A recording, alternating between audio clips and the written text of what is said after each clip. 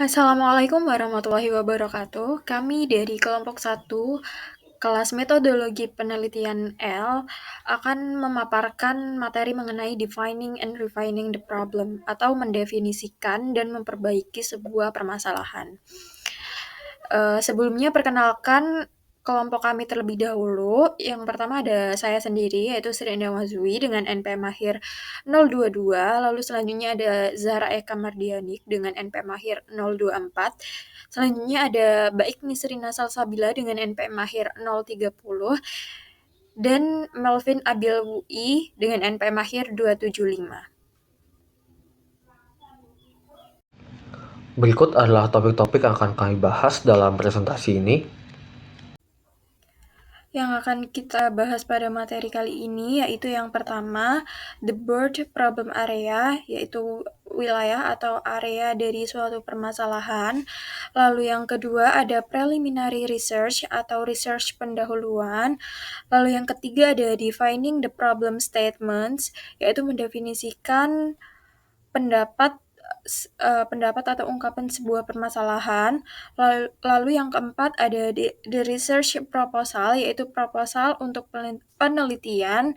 Lalu yang kelima ada managerial implication atau implikasi manajerial. Dan yang keenam atau yang terakhir yaitu ethical issue in the preliminary stage in investigation, yaitu permasalahan etika dalam investigasi awal. Lalu untuk materi pertama kita akan membahas tentang the broad problem area. A problem does not necessarily mean that something is seriously wrong with a current situation that needs to be rectified immediately. Artinya sebuah masalah itu tidak selalu menggambarkan atau menginisiasikan bahwa ada kesalahan yang harus segera diselesaikan. Masalah itu juga dapat menggambarkan ataupun menunjukkan di mana isu yang telah menyebabkan masalah itu terjadi untuk menemukan jawaban yang tepat sehingga dapat memperbaiki situasi yang ada. Dengan demikian, untuk mendefinisikan masalah akan lebih baik jika kita menggambarkan masalah tersebut sebagai kesenjangan antara keadaan ideal aktual dan juga keadaan yang kita inginkan. Lalu ada juga contoh-contoh yang masalah yang mungkin akan dihadapi oleh manajer dalam lingkungan kerja. Yang pertama adalah long and frequent delays, yaitu penundaan yang menyebabkan banyak frustasi di antara customer ataupun konsumen.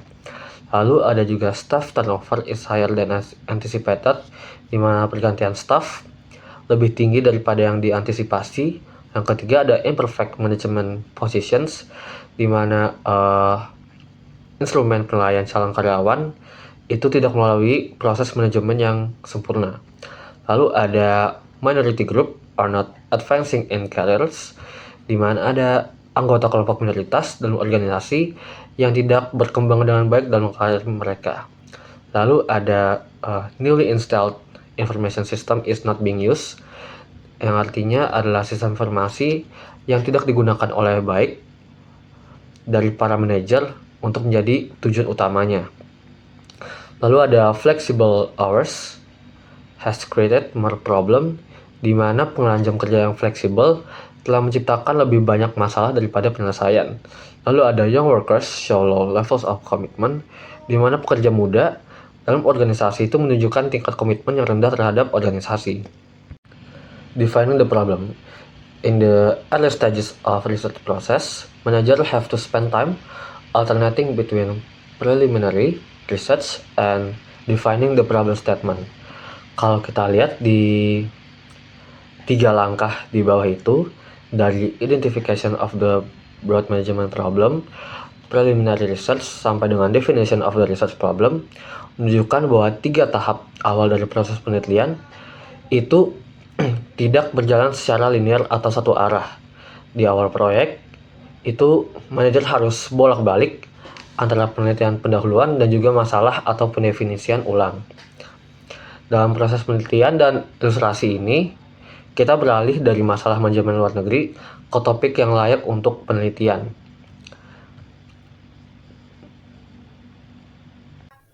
Selanjutnya kita akan membahas mengenai preliminary research atau research pendahuluan atau penelitian pendahuluan, di mana seorang peneliti apabila sudah menentukan area atau sudah membahas area suatu permasalahan itu akan dilanjutkan dengan preliminary research ini.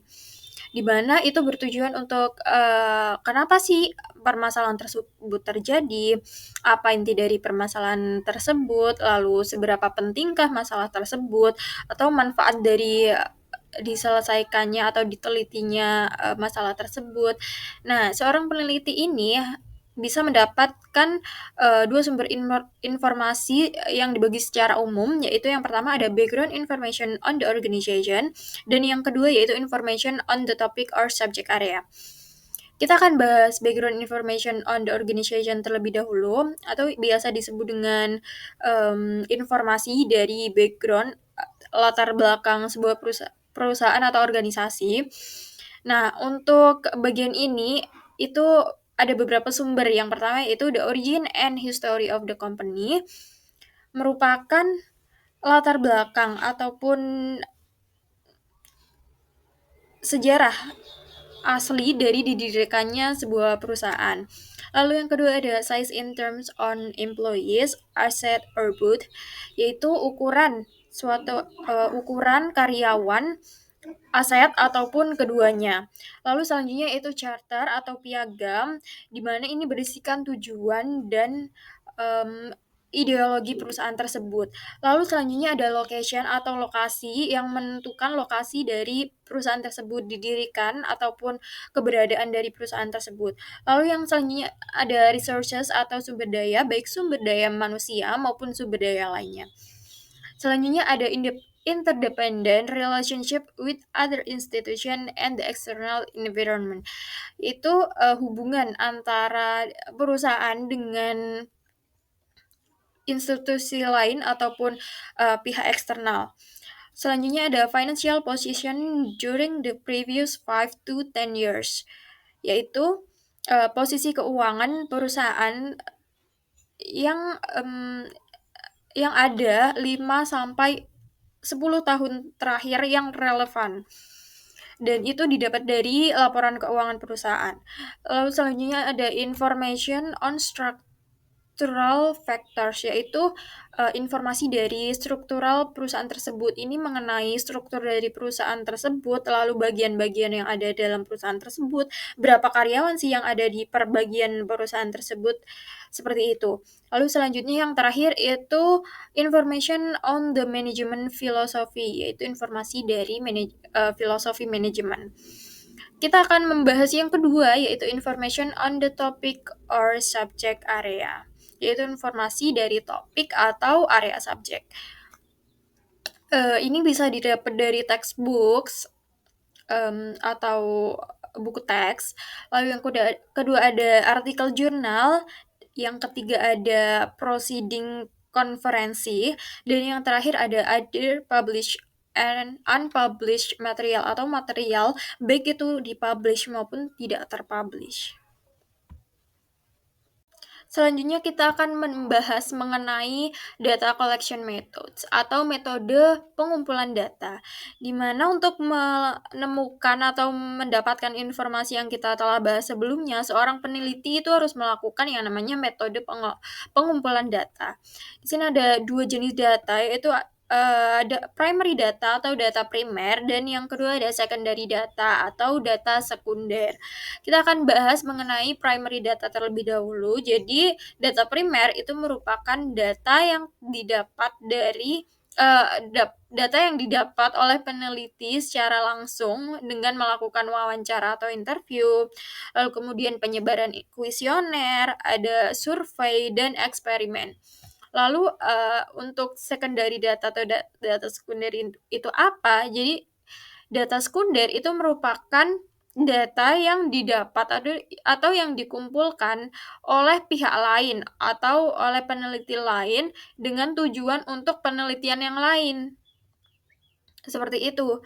Jadi contohnya itu seperti buletin statistik, publikasi pemerintah, lalu ada informasi yang tersedia baik di terpublish maupun tidak terpublish, dan company atau website perusahaan, dan internet. Lalu untuk mendapatkan secondary data atau data sekunder ini perlu dievaluasi. Nah, kriteria dari evaluasi data sekunder itu apa aja? Nah, jadi ada yang pertama itu timeless on the data, yang kedua ada accuracy of the data, yang selanjutnya ada relevance of the data, dan yang terakhir ada cost of the data. Kita akan membahas timeless of the data terlebih dahulu. Jadi data sekunder yang dikumpulkan itu harus up to date atau harus yang ada pada akhir-akhir ini, seperti itu. Lalu yang kedua ada accuracy of the data. Jadi apakah data tersebut akurat dan dapat digunakan, dapat dipercaya maupun tidak. Itu merupakan salah satu evaluasi dari data sekunder. Lalu ada relevance of the data, apakah data tersebut relevan untuk digunakan dalam penelitian ini atau tidak. Lalu yang terakhir yaitu cost of the data atau biaya dari data yang dikumpulkan. Jadi untuk mendapatkan data sekunder itu perlu adanya biaya, apakah biaya tersebut itu recommended atau enggak. Jadi itu dievaluasi di sini, merupakan kriteria evaluasi untuk data sekunder, didapatkannya data sekunder. Selanjutnya, apa yang membuat pernyataan masalah yang baik? Nah, pernyataan masalah yang baik itu mencakup pernyataan tujuan penelitian dan juga pertanyaan penelitian. Contoh tujuan penelitian itu ada 8. Yang pertama adalah untuk mengetahui apa yang memotivasi konsumen untuk membeli produk secara daring.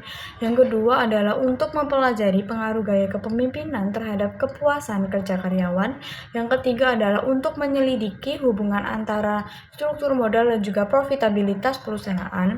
Yang keempat ada untuk menetapkan faktor-faktor keberhasilan mengenai adopsi dan juga penggunaan sistem informasi. Yang kelima adalah untuk menentukan harga optimal suatu produk. Yang keenam ada untuk menyelidiki pengaruh lingkungan belanja di toko terhadap pembelian impulsif. Yang ketujuh ada untuk menetapkan faktor penentu kepuasan karyawan. Yang terakhir ada untuk memahami penyebab ketidakhadiran karyawan. Selanjutnya ada problem statement atau pernyataan masalah. Nah, pernyataan masalah itu yang relevan jika bermakna dari perspektif manajerial, perspektif akademis maupun dari keduanya. Nah, dari perspektif manajerial sendiri itu penelitian relevan apabila berkaitan dengan masalah yang saat ini ada di lingkungan organisasi ataupun dari area yang menurut manajer itu perlu ditingkatkan dalam organisasi. Nah, kalau dari perspektif akademis itu sendiri, penelitian itu relevan apabila tidak ada yang diketahui tentang suatu topik, terus juga banyak yang diketahui tentang topik tersebut, tetapi pengetahuannya tersebut itu tidak terintegrasi. Lalu juga banyak penelitian tentang topik tersebut yang tersedia, tetapi hasilnya itu sebagian kontradiktif atau hubungannya mapan itu tidak berlaku dalam situasi tertentu. Selanjutnya ada jenis pertanyaan dasar, eksploratif, dan juga deskriptif. Nah, pertanyaan penelitian eksploratif ini itu biasanya dikembangkan ketika tidak banyak yang diketahui tentang fenomena tertentu, lalu hasil penelitian yang ada itu tidak jelas atau memiliki keterbatasan yang serius. Yang ketiga, topiknya itu sangat kompleks dan juga tidak ada cukup teori yang tersedia untuk memandu pengembangan kerangka teoritis. Nah, penelitian eksploratif ini tuh juga seringkali mengadakan pendekatan kualitatif untuk mengumpulkan data seperti diskusi formal, wawancara, terus kelompok fokus, ataupun studi kasus. Nah, penelitian eksploratif ini juga bersifat fleksibel. Selanjutnya, pertanyaan penelitian deskriptif. Nah, dari penelitian deskriptif ini seringkali dirancang untuk mengumpulkan data yang mendeskripsikan karakteristik objek seperti organisasi, produk, terus orang, merek, peristiwa, ataupun situasi. Nah, penelitian deskriptif ini bersifat kuantitatif dan juga ataupun kualitatif. Nah, untuk kuantitatif itu sendiri tuh contohnya seperti tingkat kepuasan, angka produksi, angka penjualan, atau data demografi, terus juga melibatkan pengumpulan informasi kualitatif. Nah, untuk kualitatif itu sendiri itu mendeskripsikan bagaimana konsumen itu menjalani proses pengambilan keputusan atau untuk mengkaji bagaimana manajer itu menyelesaikan konflik dalam suatu organisasi. Lalu ada pertanyaan penelitian kausal. Tujuan dari penelitian itu adalah untuk menyatakan bahwa variabel X itu menyebabkan variabel Y. Apabila variabel X dihilangkan atau diubah dengan cara tertentu, masalah Y itu dapat terpecahkan. Tapi perlu dicatat juga bahwa seringkali bukan hanya satu variabel saja yang menyebabkan masalah dalam suatu organisasi. Nah, terdapat 4 kondisi yang harus terpenuhi untuk membangun hubungan kausal. Yang pertama adalah variabel bebas dan juga variabel terikat itu harus bervariasi. Yang kedua adalah variabel independen itu harus mendahului variabel dependen. Lalu yang ketiga itu tidak ada faktor lain yang mungkin menjadi penyebab perubahan variabel dependen. Dan yang terakhir adalah diperlukan penjelasan yang logis dan harus menjelaskan mengapa variabel independen itu mempengaruhi variabel dependen. Selanjutnya itu managerial implication atau implikasi manajerial, di mana manajer terkadang melihat gejala-gejala dalam situasi bermasalah dan memperlakukannya seolah-olah itu adalah masalah yang sebenarnya. Dan mereka merasa frustasi ketika solusi yang mereka berikan tidak berhasil. Masukan dari manajer dapat membantu peneliti mendefinisikan area permasalahan yang luas yang sedang ditelitinya dan dapat mempersempit menjadi topik yang lebih baik untuk dapat diteliti. Manajer yang menyadari bahwa terjadinya masalah yang tepat sangat penting untuk solusi akhir, tidak akan menyesali waktu yang dihabiskan untuk bekerja sama dengan peneliti. Adapun proposal penelitian yang dikembangkan dengan baik memungkinkan manajer untuk menilai relevansi studi yang diusulkan. Akan tetapi, untuk memastikan bahwa tujuan studi benar-benar tercapai, manajer juga harus tetap terlibat di seluruh proses penelitian. Pertukaran informasi antara manajer dan peneliti di semua tahapan juga sangat penting untuk proses penelitian seperti akan meningkatkan relevansi manajerial dan kualitas upaya penelitian tersebut. Baik, selanjutnya ada ethical issue in the preliminary stage of investigation atau isu etika pada tahap awal penyelidikan. Tahap awal yang dilakukan yaitu informasi awal dikumpulkan oleh peneliti untuk mempersempit area permasalahan yang sedang diteliti dan menemukan rumusan masalah yang spesifik. Dalam banyak kasus, peneliti mewawancarai para pengambil keputusan seperti manajer dan karyawan lain untuk mendapatkan pemahaman tentang situasi tersebut agar dapat lebih memahami permasalahan yang sedang diteliti. Setelah permasalahan ditentukan dan rumusan masalah didefinisikan, peneliti perlu menilai kemampuan penelitiannya. Jika peneliti tidak memiliki keterampilan tersebut atau sumber daya untuk melaksanakan proyek tersebut, ia harus menolak proyek tersebut. Tetapi apabila jika peneliti memutuskan untuk melaksanakan proyek tersebut, penting untuk memberitahu semua karyawan, terutama mereka yang akan diwawancarai untuk pengumpulan data awal melalui wawancara terstruktur maupun tidak terstruktur tentang studi yang akan diusulkan atau yang akan diteliti.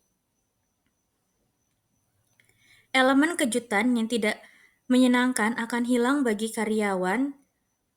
Penting juga untuk meyakinkan karyawan bahwa tanggapan mereka akan dirahasiakan oleh pewawancara dan bahwa tanggapan individu tidak akan diungkap kepada siapapun di organisasi. Kedua langkah ini membuat karyawan merasa nyaman dengan penelitian dilakukan dan memastikan kerjasama dengan mereka. Dengan begitu, karyawan tidak boleh dipaksa untuk berpartisipasi dalam studi ini. Ketika karyawan bersedia berpartisipasi dalam studi atau penelitian ini, mereka berhak untuk dilindungi dari bahaya fisik maupun psikologis. Mereka juga berhak atas privasi dan keamanan dan kerahasiaan. Upaya untuk memperoleh informasi melalui cara-cara yang menipu harus dihindari dengan segala cara. Sekian pemaparan materi dari kelompok kami, kurang dan lebihnya kami memohon maaf. Terima kasih. Wassalamualaikum warahmatullahi wabarakatuh.